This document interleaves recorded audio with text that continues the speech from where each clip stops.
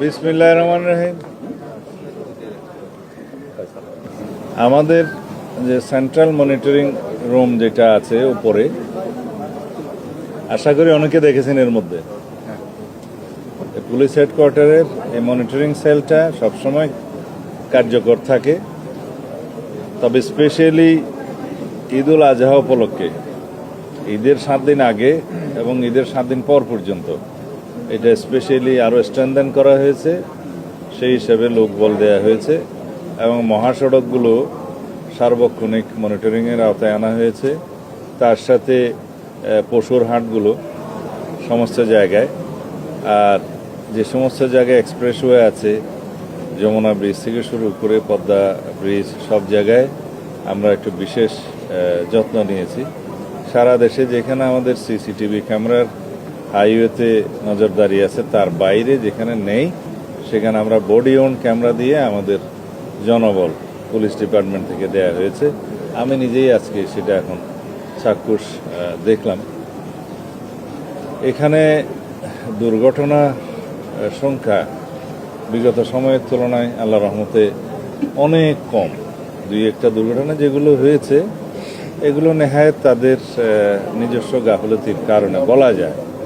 যেমন গতকালকে একটা দুর্ঘটনা হয়েছে, লোহার রড বহনকারী একটা ট্রাকে নওগাঁর কিছু লোক, এখানে হয়তো তারা ভাড়া সেভ করার জন্য ওই ছাদে উঠছে বা রডের উপরে উঠে যাত্রা করেছিল। সেই ট্রাকটা দুর্ঘটনায় পতিত হয়েছে। সম্ভবত ভারসাম্য নিয়ন্ত্রণ হয়তো ফেল করেছে, ভারসাম্য রাখতে পারে নাই। সেই হিসাবে তাদের অন দি স্পট তাদের অনেকেই মৃত্যু হয়েছে। তাদের 15 জন মনে হয়, আর 5-6 জন আহত হয়েছে। এটা অনেক দুঃখজনক ঘটনা। যদি যাত্রীরা নিজেরা সচেতন থাকে তাহলে এই দুর্ঘটনা এড়ানো সম্ভব। যাই হোক, আমরা সারা দেশে পশুর হাটে যাতে জাল নোটের ব্যবহার না হয় সেজন্য সচেতন আছি। জাল নোট শনাক্তকারী অনেকগুলো মেশিন সেখানে আমাদের পক্ষ থেকে দেয়া হয়েছে, আর ব্যাংকের তরফ থেকেও দেওয়া হয়েছে। সেটা বাংলাদেশ ব্যাংক ব্যবস্থা করেছে। বিভিন্ন ব্যাংকের শাখাসমূহ সেখানে তৎপর আছে। এছাড়া যাতে শৃঙ্খলা থাকে, অনুমোদিত পশুর হাটগুলোর বাইরে যাতে কোনো হাট না বসতে পারে সেজন্য আমরা খুবই কঠোর ব্যবস্থা নিচ্ছি। গতকালকে একটা নজরে আসার সাথে সাথে সেটা আমরা বন্ধ করার ব্যবস্থা নিয়েছি। এটা সম্ভবত মিরপুরে মেট্রো রেলের কোনো লাইনের নিচে হয়তো কেউ এরকম একটা নিতে চেয়েছিল সুযোগ, সেটা সাথে সাথে বন্ধ করে দেওয়া হয়েছে। আমরা আশা করি আপনারাও যদি সেরকম কোনো কোথাও অনিয়ম দেখতে পান আমাদের নজরে আনবেন, তাহলে আমরা সুষ্ঠুভাবে সব কিছু সম্পন্ন করতে পারবো। ঈদ পরবর্তী সময়ে 24 ঘন্টার ভিতরে যাতে বর্জ্য সরানো যায় সেজন্য আমরা ব্যবস্থা নিয়েছি। সিটি কর্পোরেশনগুলো, জেলা প্রশাসন এবং অন্যান্য জায়গায় পৌরসভা সবাই ব্যবস্থা নিয়েছে এবং স্যানিটারি ব্যবস্থা যাতে সুচারুরূপে সম্পন্ন হয় সেজন্য বিশেষ ব্যবস্থা নেওয়া হয়েছে এবার।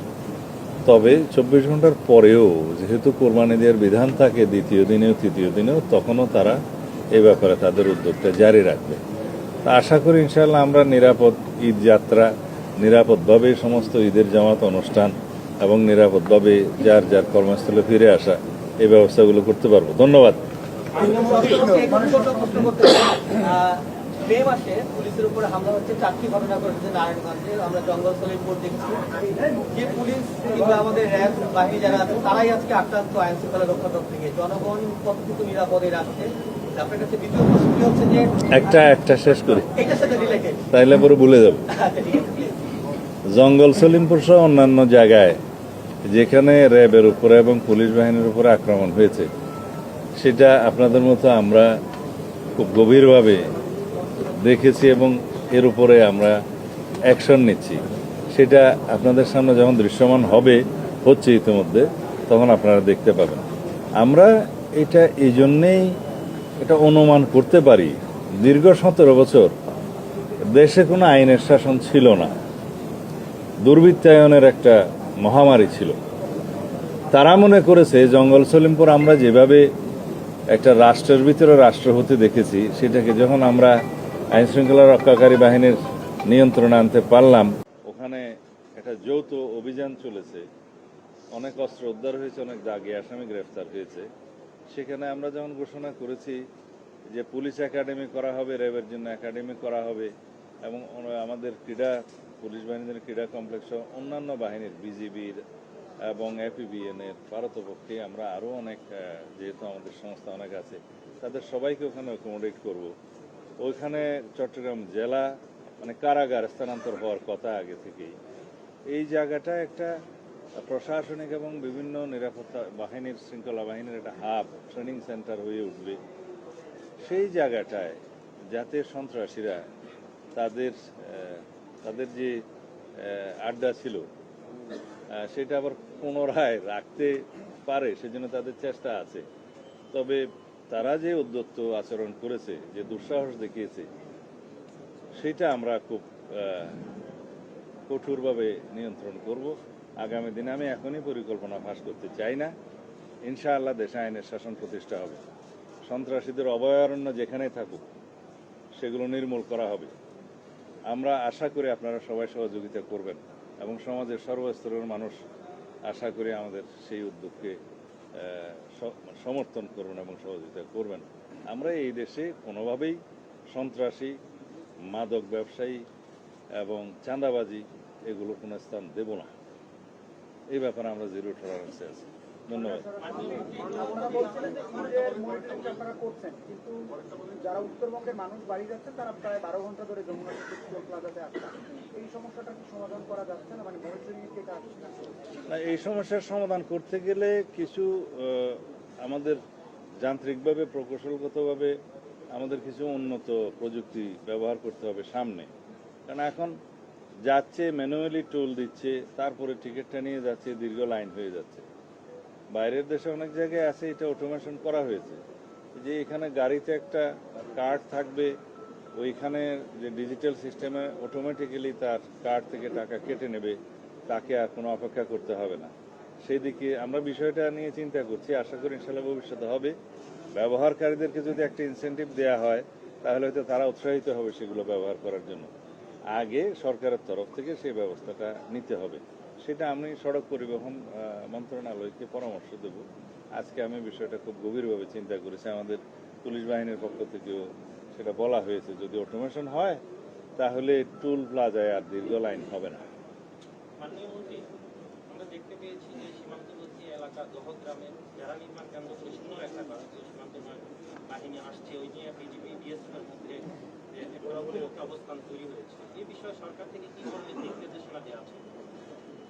এটা স্বাভাবিক প্রক্রিয়া। সীমান্তে যদি কোনো রকমের কোনো সময় সমস্যা হয় তখন ফ্ল্যাগ মিটিংয়ের মাধ্যমে সেটা আলাপ আলোচনার মাধ্যমে উভয় পক্ষে এটা সমাধান করা হয়। এমন কোনো বিষয় আমরা লক্ষ্য করি নাই যেটা আলাপ আলোচনার মাধ্যমে এখন সমাধান হচ্ছে না। আপনি যেভাবে বললেন, দুই একটা ঘটনা আমাদের নজরে এসছে, আমাদের বিজিবির ডিজি সাহেব সেগুলো তাৎক্ষণিকভাবে অ্যাড্রেস করেছেন এবং সীমান্তে যারা আমাদের অফিসাররা আছেন তারাও সেটা যথাযথভাবে জবাব দিয়েছেন। দুই একটা জায়গায় হয়তো পাল্টা গোলাগুলির ঘটনা ঘটেছে, সেটা স্বাভাবিক প্রক্রিয়া, এরকম হয়ে থাকে। তারপরে ফ্ল্যাগ মিটিংয়ের মাধ্যমে সেটা সমাধান হয়। এমন কোনো ঘটনা হয় না যেটা জাতীয়ভাবে উত্তেজনার সৃষ্টি হবে, সেরকম কোনো ঘটনা হয়নি। ধন্যবাদ। শেষ করো না। একদিন পর পবিত্র ঈদুল আজহা উদযাপিত হচ্ছে এবং তার 3 দিন পর লোকনাথ ব্রহ্মচারী তিরোধান উৎসব হচ্ছে নারায়ণগঞ্জের সোনারগাঁয়ে। সেখানে বিশ্বের বিভিন্ন দেশ থেকে হিন্দু পুণ্যার্থীরা আসে।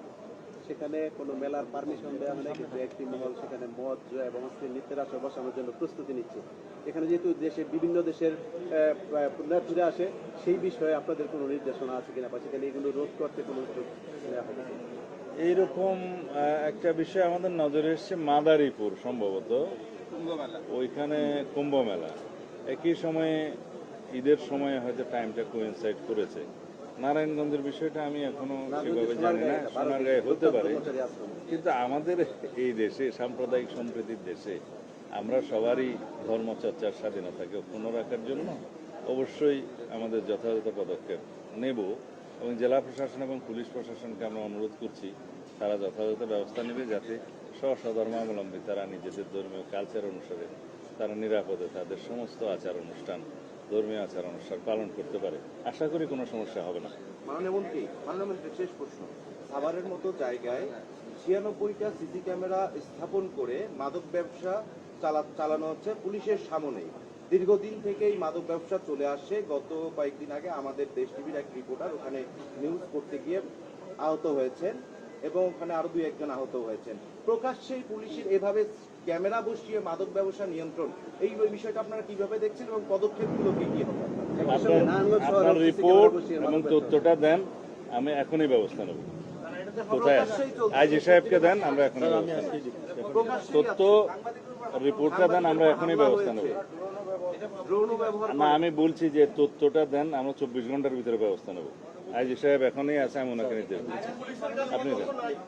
পুলিশের কাছে সবকিছুই আছে। 3 জন পুলিশকে গতকালকে ক্লোজ করা হয়েছে, সেখানে উদ্ধার করেছে সাংবাদিকদের আহত অবস্থায়। ঠিক আছে, তারপর আমি একটু স্পেসিফিক রিপোর্টটা পেলে আমার জন্য সুবিধা হবে। একটু দেন।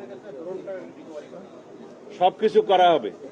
বিগত 3 মাসে যেখানে যা হেনিয়াস ক্রাইম হয়েছে বা কিছু হয়েছে, সেগুলো আমরা সময় মতো সবকিছু পদক্ষেপ নিয়েছি।